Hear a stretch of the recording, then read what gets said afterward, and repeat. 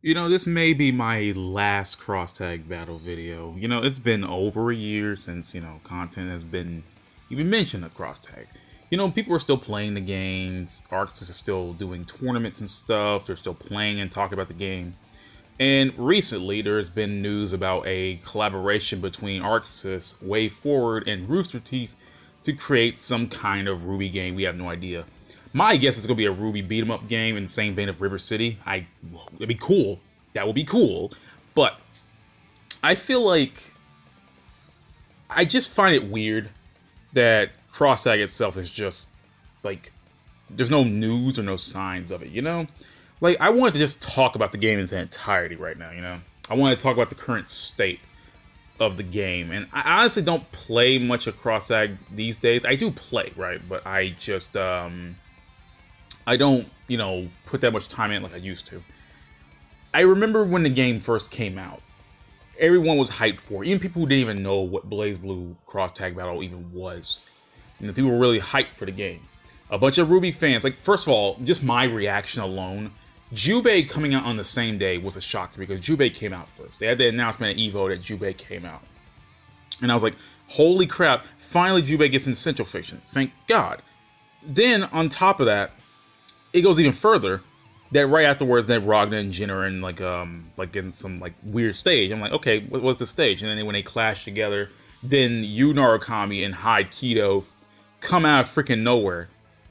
And I thought that was hype, and it made sense. Arxis did work on Persona 4 Arena, and they did help and they published Under Night, and I know that Mori also helped in the creation of Hyde Keto, so it made sense. So right at the end of the announcement trailer, out of nowhere, Ruby from Ruby Rose, that's from the series Ruby, that came from Rooster Teeth. That came out of nowhere. Like I felt like I was hyped for Persona 4 and Under Night getting into a game. That was back then before I even played Under Night. But seeing them all together, I was like, oh my god, this is crazy. But like seeing Ruby come out of nowhere like this was insane. And I was like, oh man, this is hype. I gotta learn more about these characters. So time went on. I bought Under Night. I bought Arcana Heart. I swear to God, I played Arcana Heart before, but I never actually owned the game. So right after Cross Tag got announced, I bought Arcana Heart because I knew in the back of my head, I swear to God, in the back of my head, Arcana Heart was going to get in this game somehow. I didn't even know. I didn't even know any more franchises were even going to get in this game. But I just felt like this was going to happen. Plus, I was going to play Arcana Heart anyway. But it gave me a chance to play Under Night, which was a great game. It gave me a chance to watch Ruby. And even though I don't watch Ruby now, I did have fun for the first couple of volumes I watched. I think I watched Ruby all the way up to volume, I think only volume 4 or 5 was out at that time. I can't remember. I watched all of it, and I kept watching until like volume 6, and I just stopped watching. But anyway, everything was going good. People were talking about it. People were talking about BlazBlue for the first. That was the one thing I could have ever asked for. Just the people to talk about BlazBlue. Just like talk more about it. It's bringing in people from all over, bringing in Under Night fans, bringing in Persona 4 fans, bringing in Ruby fans, which was a lot. Ruby fans there were a lot more Ruby fans than I was expecting. Going into this for the first time, which was actually pretty crazy. So yeah, it was awesome. And then, things were going on. They mentioned that there was going to be an English dub for the game after not having one in Central Fiction, which blew my mind. I was not expecting this game to get a dub at all because it's because of Central Fiction and what they did with Guilty Gear XR Revelator that I honestly couldn't trust Arxis for a while. And then until they said, oh yeah, we're going to put a dub in this game, I was like, oh, this is awesome. This is freaking awesome. Everybody's going to come back. And it was a cool thing because that was around the time where Marvel vs. Capcom, right? It was around the time where not that many fighters were out that people were latching onto. I mean, I think the biggest one that was talked about was Marvel vs. Capcom Infinite. And when Dragon Ball FighterZ came out, people were dogging on Marvel vs. Capcom Infinite. And even more so when Cross Tag came out. It's like Arxis was finally winning.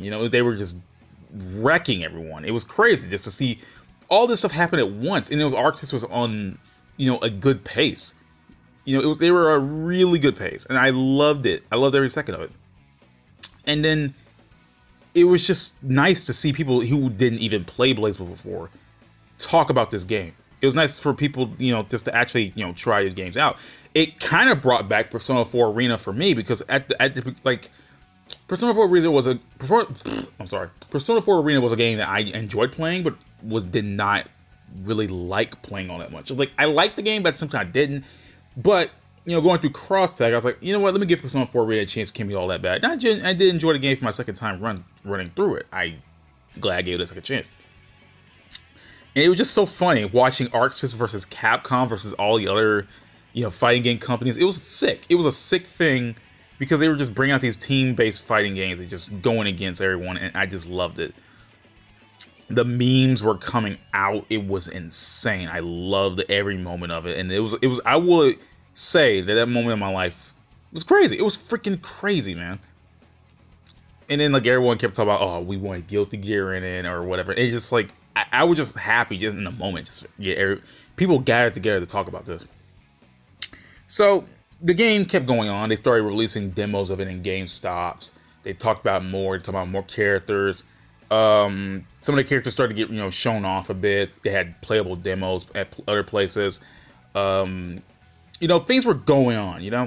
And then it was crazy. It was crazy. They were going ham on this. Like, they were building something to be the biggest BlazBlue thing ever. I was like, oh man, I love this. Everybody was speculating how many people who would have gotten the game. When we saw the character select menu for the first time, first of all, that was garbage, but it's still garbage. But when we saw the character select menu for the first time, everybody thought, okay, maybe the series is going to get 7 characters or whatever.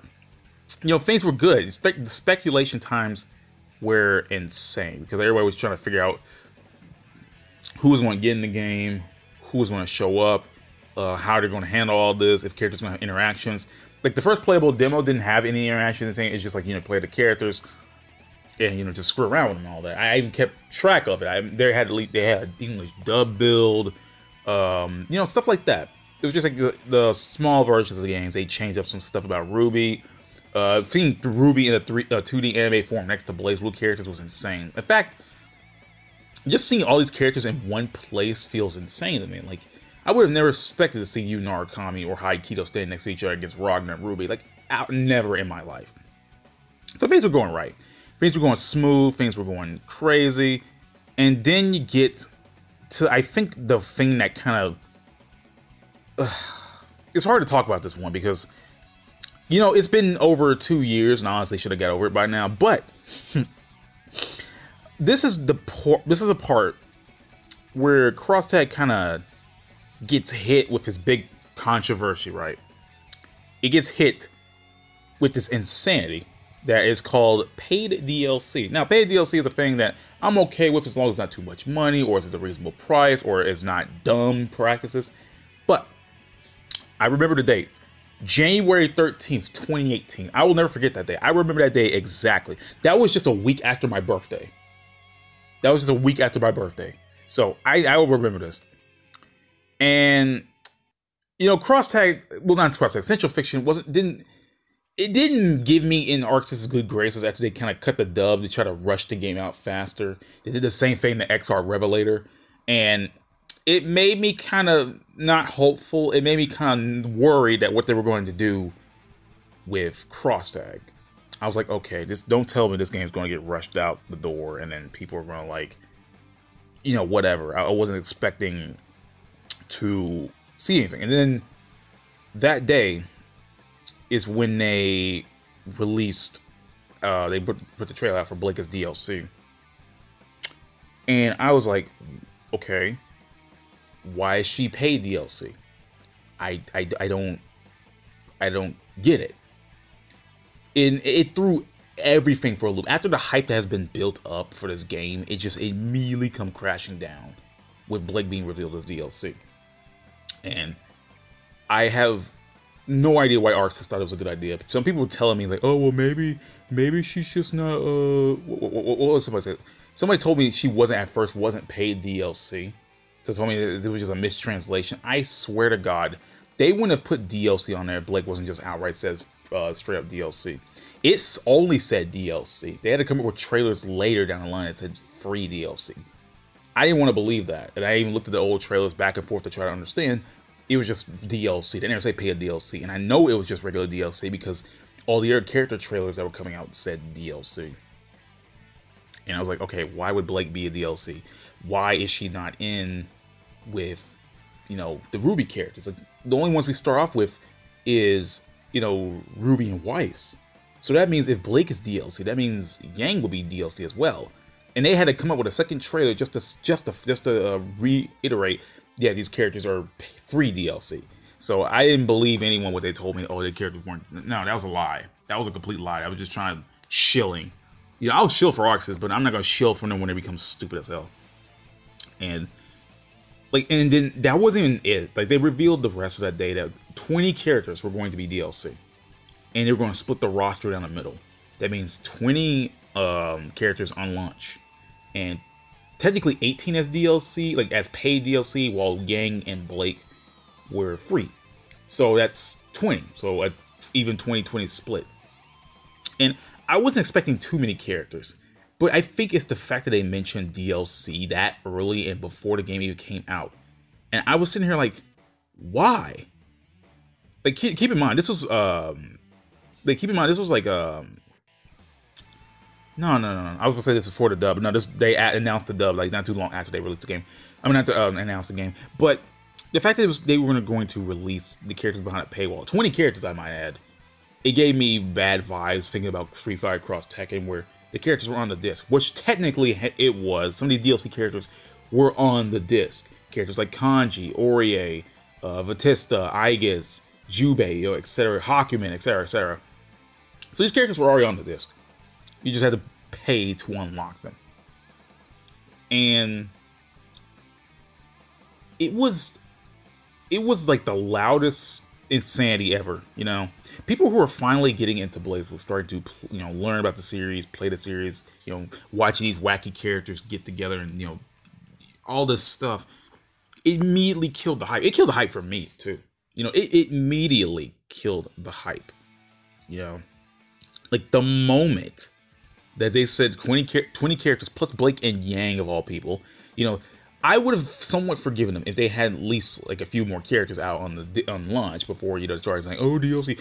I'm not a fan of when people announce DLC right before the game comes out. That immediately kills any kind of hype I have. If you guys bring out DLC maybe like a month or two after the game came out, I'm totally cool with that. But don't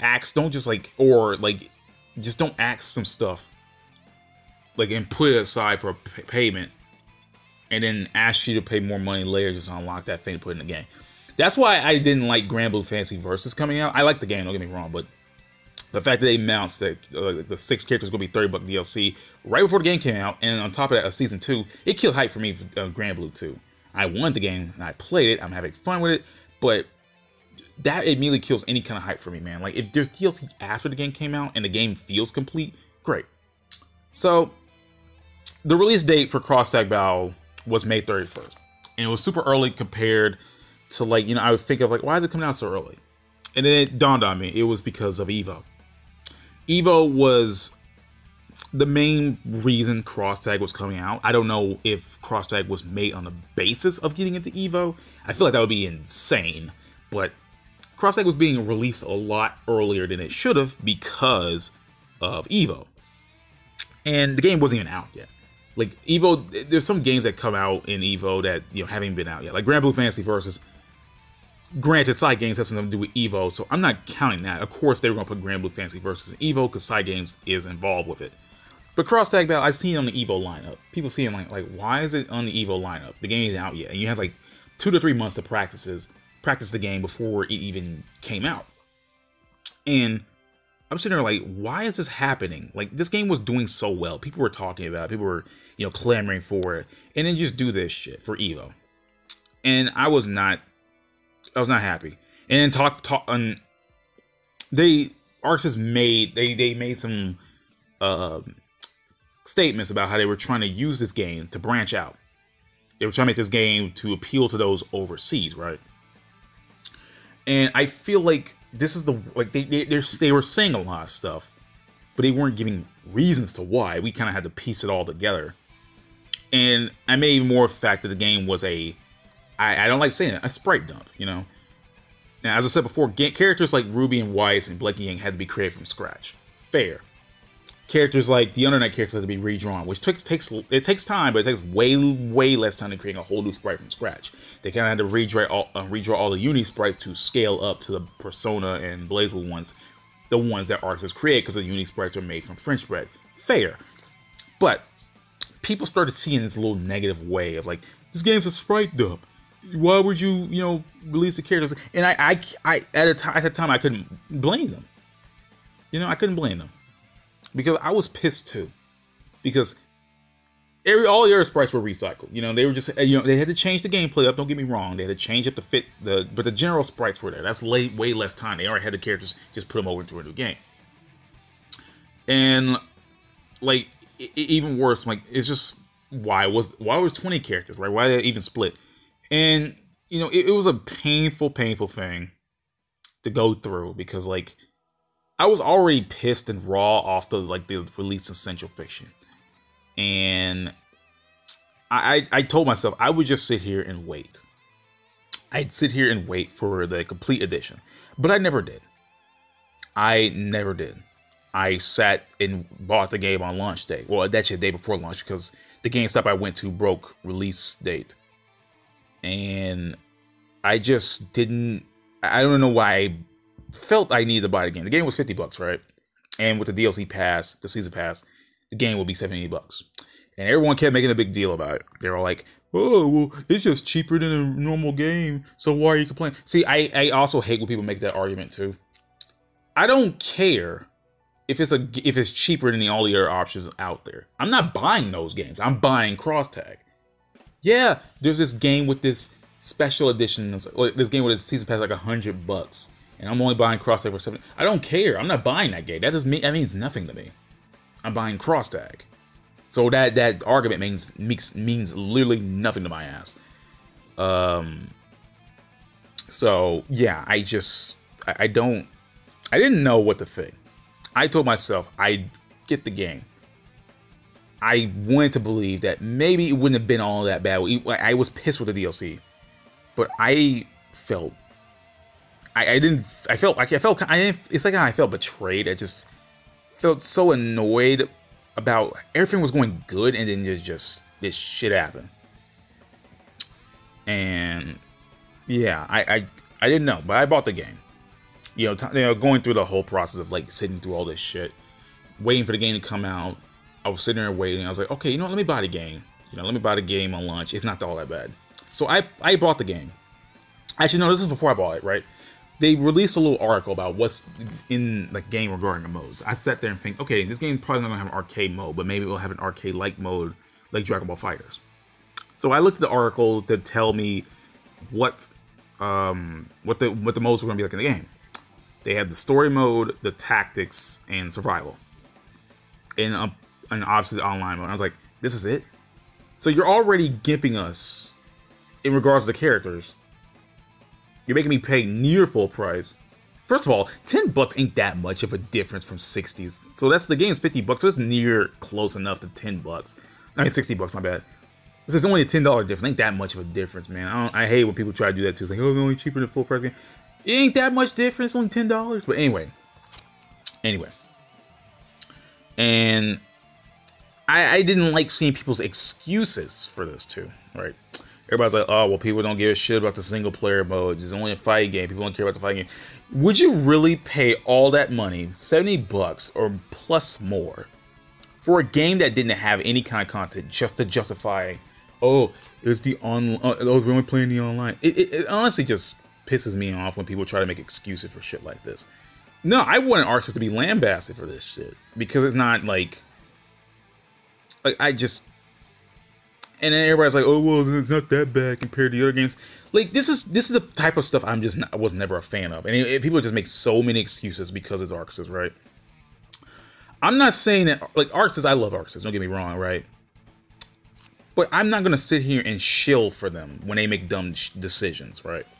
When they do something wrong, I have to call them out for it. I don't care if it sounds like offensive to other people. I'm not trying to diss or be mean to Arc System, but when they do something stupid, I believe that they should be called out on it. Even my word is going to mean nothing, they should honestly be called out for this. They shouldn't be able to get away with stuff like this because it's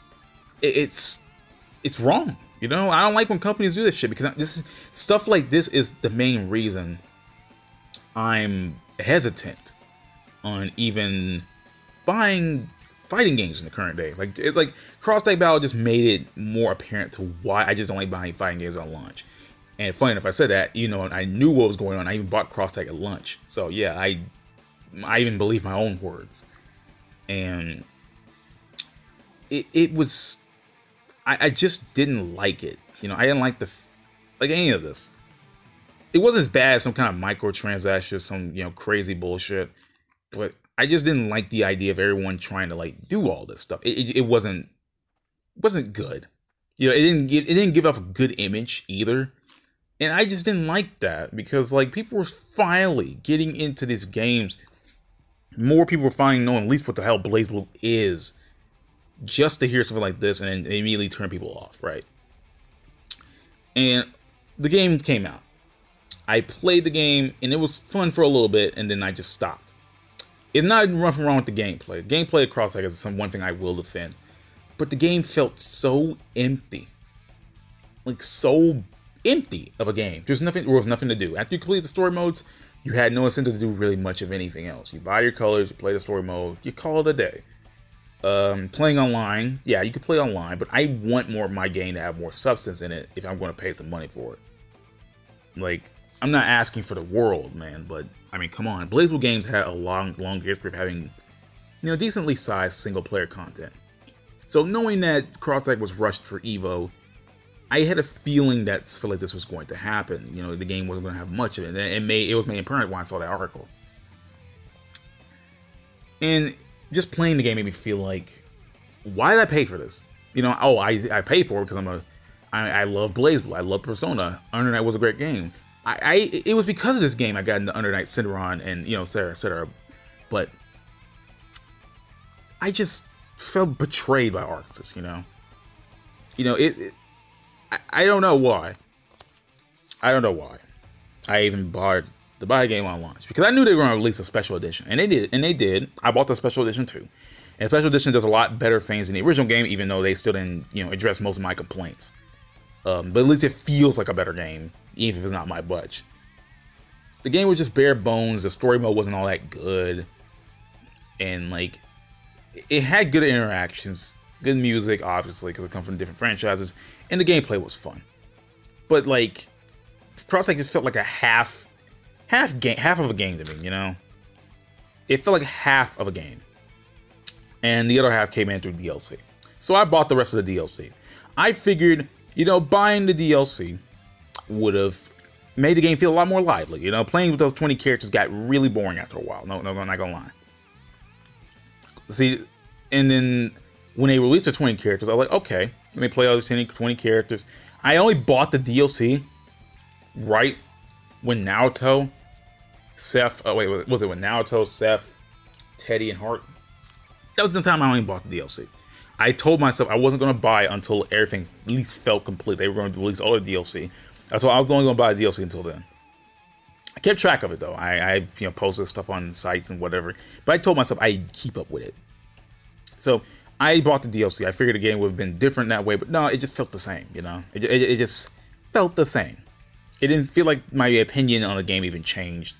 And considering my mood was already soured by the experience leading up to it, I figured that me buying the DLC wasn't really going to change anything. I figured me buying the characters and trying to, you know, get this stuff done wasn't going to mean anything.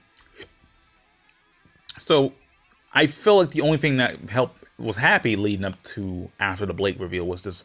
I was just excited about the dub. That was the only thing I had left to be excited for, because just leading up to that moment just killed it for me. And you know, Arxis had to play damage control. They had to go back and play damage control. They made a post, I think around January 25th of 2018, and they told, like, we hear you. We had something to present, and it's just keeping an eye out on cross-tag stuff. They immediately win the damage control because the backlash was so bad. People were already pissed. People were pissed. You know, people were just freaking pissed. And oh man, it was Arxis releasing, like, they didn't even release Blake like as like normally they have like the trailer, right? They normally have the character trailer, and then they'll release the character right after the trailer. They'll talk, not release the character, my bad. They'll talk about the trailer afterward. Sorry, they'll go on social media and talk about the trailer, right? It's like, oh man, this character getting this cross tag, woohoo! For Blake, they waited for about, I think they waited a while before they actually put Blake's trailer online. They mentioned Blake would be DLC, but they never actually put her trailer up on YouTube. They didn't do it at all until Yang was announced, and then they put them both together as, oh, it'll be free DLC. And that made me laugh too. It's like they knew this was a dumb idea, and they didn't want to do anything. They waited a good while before putting Blake's anything involving Blake online. And then the thing that gets me is that they try to, they tried to soften the blow by having Character Pack 1 be free, which didn't really change anything. You only had like 2 weeks to do it. So if you were to come in later, you're going to force to buy the character pass or buy the character packs individually.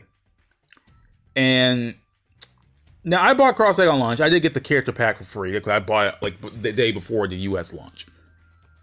So I played the game, bought the DLC, just talked to the community and stuff like this, and just Cross Tag just felt empty for me. I started memeing hard on the game just because it was just, there was nothing else for me to do with the game. I just started memeing hard on it, and I think that's where the experience happened when 2.0 like way later was announced. Because like actually not after, it's like shortly after launch, like they released the characters bit by bit.